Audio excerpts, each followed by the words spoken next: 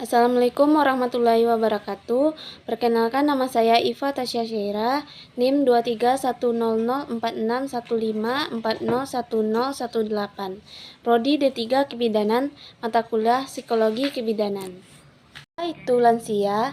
Lansia adalah singkatan dari lanjut usia, yang merujuk pada individu yang sudah memasuki usia tua, biasanya di atas 60 atau 65 tahun. Lansia seringkali mengalami perubahan fisik, psikologis, dan sosial yang signifikan. Dalam konteks kesehatan dan kesejahteraan, lansia memerlukan perhatian khusus untuk memastikan kualitas hidup mereka tetap baik seimbang bertambahnya usia. Pertama, ada proses perubahan lansia dini antara umur 60 sampai 74 tahun. 1. Penyesuaian dengan pensiun. Deskripsi transisi dari kehidupan kerja aktif ke masa pensiun. Dampak psikologis, perasaan kehilangan identitas, penurunan status, dan pencarian tujuan. Strategi penyesuaian, mencari aktivitas baru seperti hobi, pekerjaan sukarela, atau pendidikan lanjut. Yang kedua, perubahan peran sosial. Deskripsi, anak-anak yang sudah mandiri mengurangi kebutuhan akan peran sebagai orang tua. Dampak psikologis, penyesuaian peran sosial dan peningkatan waktu untuk diri sendiri. Strategi penyesuaian, membangun hubungan baru, terlibat dalam komunitas, atau mengasuh cucu.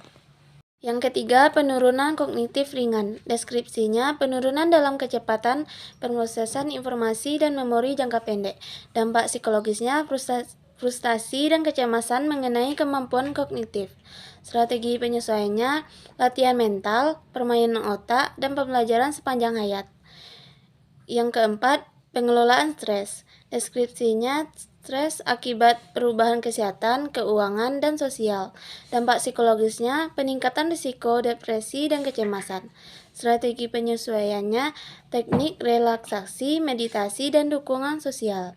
Yang kelima, pengembangan kebijakan dan perspektif. Deskripsinya, peningkatan dalam pemahaman dan penerimaan kehidupan. Dampak psikologisnya, peningkatan kepuasan hidup dan pengembangan kebijaksanaan. Strategis penyesuaiannya, refleksi diri, menulis jurnal, dan berbagi pengalaman dengan orang lain. Yang kedua, ada proses perubahan lansia lanjut 75 tahun ke atas. Yang pertama, penurunan kognitif yang lebih jelas. Deskripsinya, penurunan memori, perhatian, dan kemampuan pemecahan masalah yang lebih signifikan. Dampak psikologisnya, frustasi, kehilangan kepercayaan diri, dan ketergantungan. Strategi penyesuaiannya, bantuan kognitif, lingkungan yang mendukung, dan terapi kognitif. Yang kedua, peningkatan risiko depresi dan kecemasan.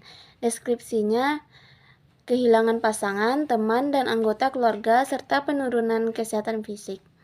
Dampak psikologisnya, peningkatan perasaan kesepian dan depresi. Strategi penyesuaiannya, terapi psikologis, dukungan sosial, dan aktivitas yang bermakna. Yang ketiga, penurunan fungsi fisik dan otonomi. Deskripsinya, penurunan kesehatan fisik dan mobilitas. Dampak psikologisnya, perasaan ketergantungan, penurunan harga diri, dan kecemasan. Strategi penyesuaiannya, bantuan dalam aktivitas sehari-hari, perawatan kesehatan yang baik, dan dorongan untuk aktivitas fisik yang aman. Yang keempat, isolasi sosial. Deskripsinya, keterbatasan fisik dan kehilangan jaringan sosial. Dampak psikologisnya, kesepian dan penurunan kesejahteraan emosional. Strategi penyesuaiannya, program sosial, klub lansia, dan teknologi komunikasi untuk tetap terhubung. Yang kelima, penyesuaian terhadap kehilangan. Deskripsinya, menghadapi kematian teman dan keluarga. Dampak psikologisnya, kesehatan, berkabung, dan penyesuaian emosional. Strategi penyesuaiannya, dukungan konseling, kelompok dukungan, dan aktivitas yang memberikan makna. Di sini ada faktor yang mempengaruhi perubahan psikologis pada lansia. Yang pertama, kesehatan fisik. Pengaruh kesehatan fisik terhadap kesehatan mental dan kognitif. Pentingnya perawatan kesehatan dan gaya hidup sehat. Yang kedua, dukungan sosial.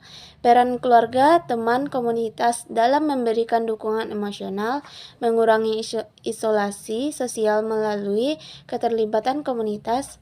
Yang ketiga, aktivitas dan keterlibatan. Manfaat aktivitas sosial, hobi, dan kegiatan fisik. Pengaruh keterlibatan dalam aktivitas pada kesejahteraan psikologis. Yang keempat, penanganan stres. Teknik-teknik pengelola stres seperti meditasi, relaksasi, dan konseling. Pentingnya dukungan emosional dan psikologis dalam mengelola stres.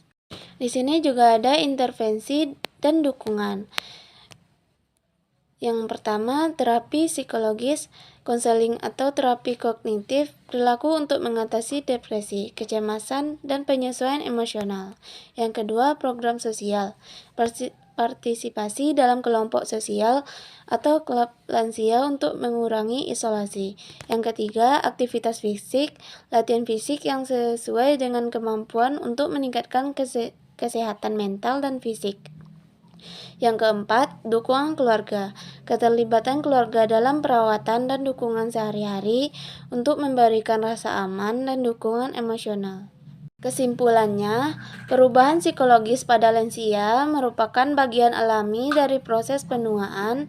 Memahami dan memberikan dukungan yang tepat dapat membantu meningkatkan kualitas hidup mereka. Pendekatan holistik yang melibatkan aspek fisik, emosional, sosial, dan kognitif sangat penting dalam mendukung kesejahteraan psikologis lansia. Presentasi dari saya. Kalau ada salah dan janggal, saya mohon maaf. Saya akhiri dengan Assalamualaikum warahmatullahi wabarakatuh.